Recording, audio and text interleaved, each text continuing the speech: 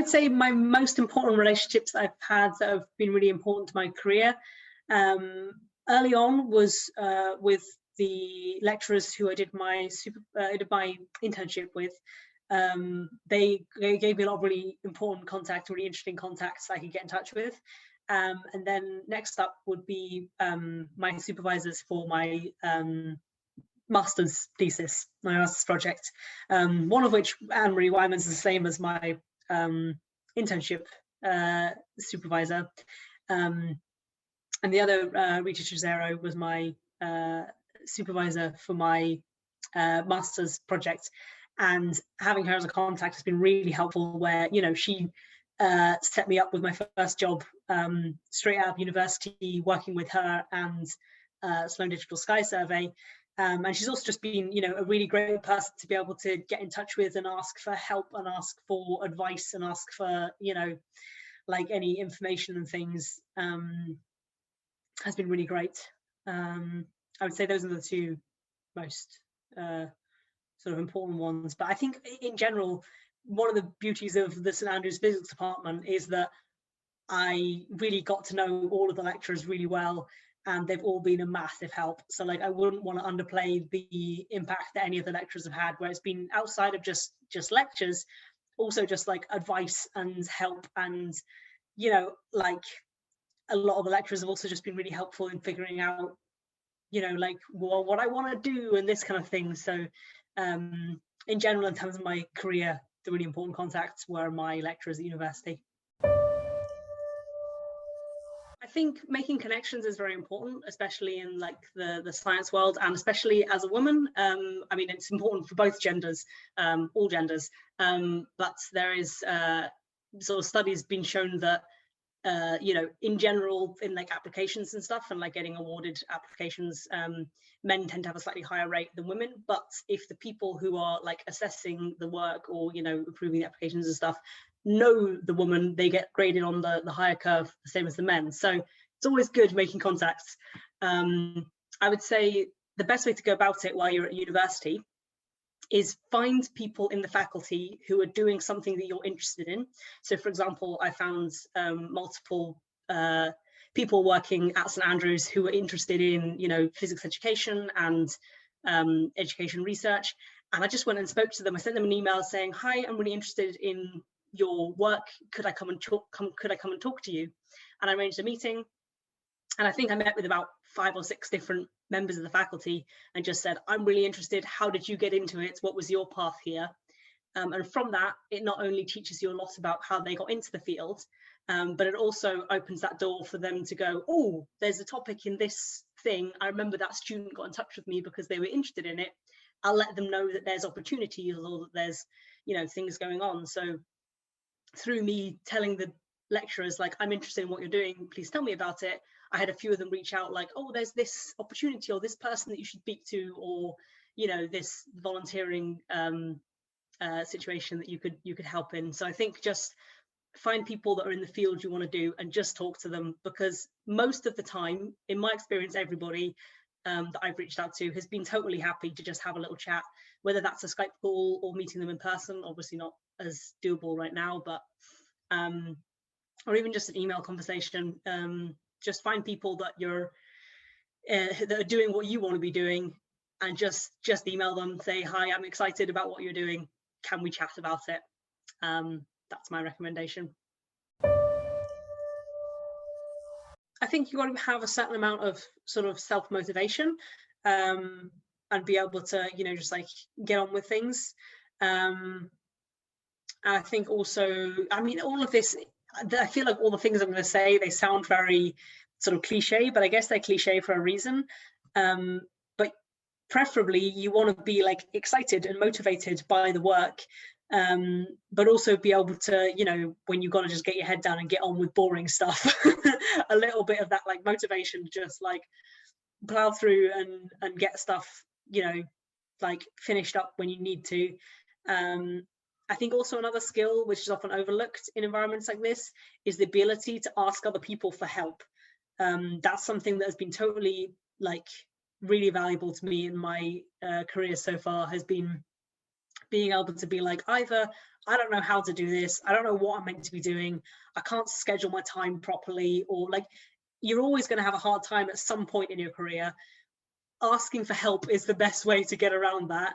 And often I think when you're first starting out in a job, it's very easy to think like, oh, I need to make sure that I'm being the best version I can and making sure that everyone sees this face of I'm so excellent at this job and don't want to doubt me at all. But you're gonna first of all do better work, and you're gonna probably make a better impression if you just, in a genuine way, you say, I don't know how to do this, please help me.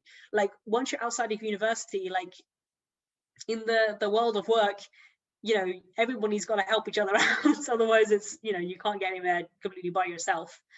The main thing, like even in interviews and stuff, you want to go in there and make it clear that you're going to be listening to what they have to say and take it on board, because that's the best way, especially if you're working somewhere new, is you want to find out how they've been doing things. You know, especially if you're new to a job, you have no experience in it, like you're not going to be the expert at all.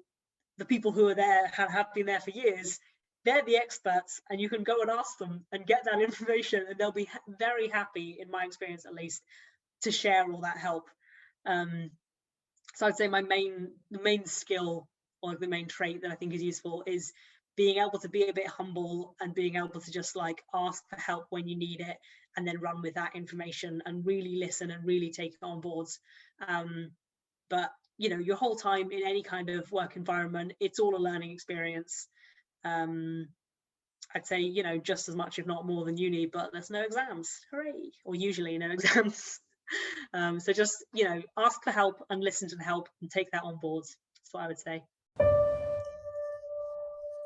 I think in terms of building, you know, sort of self-motivation, it is just a matter of practice, and it's a matter of doing things when you don't want to sometimes. But then also I would say at university, it's a little bit of a, you know, you've got to find a sweet spot, because at university in particular, there is always a habit to sort of work yourself into the ground and get totally burnt out. And so it's a bit of, you know, when you're like, once you're outside of uni, you can be a little bit better at sticking to working hours and, you know, like working within just the time frame that you're meant to work, and being able to switch off from work, you know, when you're outside of work. So it's a little bit of, you know, get on with stuff while you're doing it and do the best job you can, because there's no point in half-assing things. But, you know, find that balance where you want to be, you know, you're treating it as like, this is a job, I want to do the best I can. But, you know, try not to, especially, you know, a university, in the last few years of university, you tend to sort of get burnt out and things. It's trying to find that midpoint of not burning yourself out, but, you know, doing the best you can. So I guess it does just come with practice, things like that.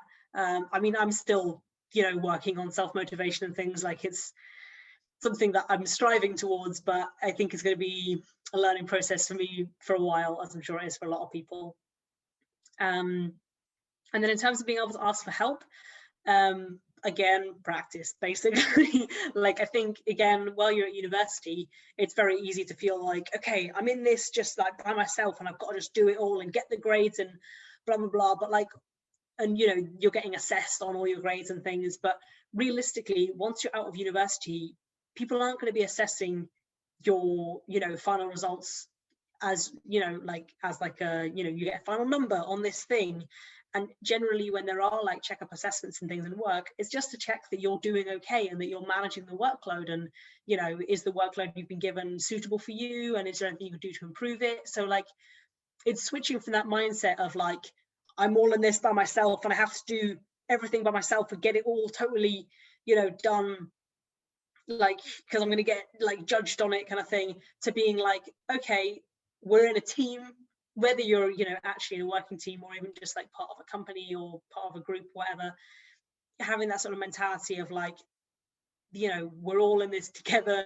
If one of us does badly, then like, you know, if you're suffering by yourself, that's not helping anybody, because it's stressful for you and it's not helpful for the others, because firstly, they don't know that you're struggling, so they don't know that adjustments need to be made, and also, you know, they don't know that work's not being like managed how it should be. So by letting everybody know where you're at with it, or, you know, showing that you're struggling, or showing that you could just do with a bit of help on that bit, or you don't know what you're doing with that bit, it's going to help everybody. So you need to get into the mindset of, instead of, oh no, I'm asking for help because, you know, because I can't do it, I'm asking for help because that's what's going to be best for everybody involved, including myself.